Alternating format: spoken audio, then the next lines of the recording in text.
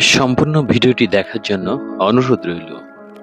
যশোরের শার্শা উপজেলায় সোনামুখ বিল আছে। সেই বিলের স্বজনের ঘেরে এক রাতে যেন স্বপ্ন শেষ হয়ে গেল।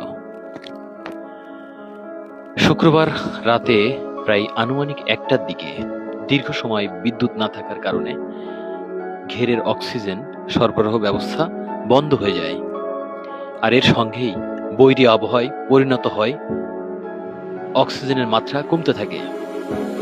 শুরু হতে থাকে মাছ মরা। সকাল হতে না হতেই পানির উপর ভেসে ওঠে হাজার হাজার মৃত পাবদা সহ বিভিন্ন প্রজাতির মাছ।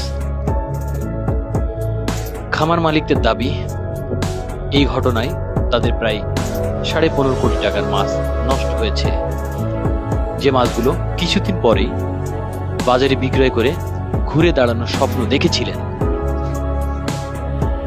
সেগুলোই এখন পানিতে পচে ভেসে বেড়াচ্ছে। এই ঘেরের মালিক আলফাজ ফারুক যৌথভাবে এই ঘেরটি প্রতিষ্ঠিত করেছে।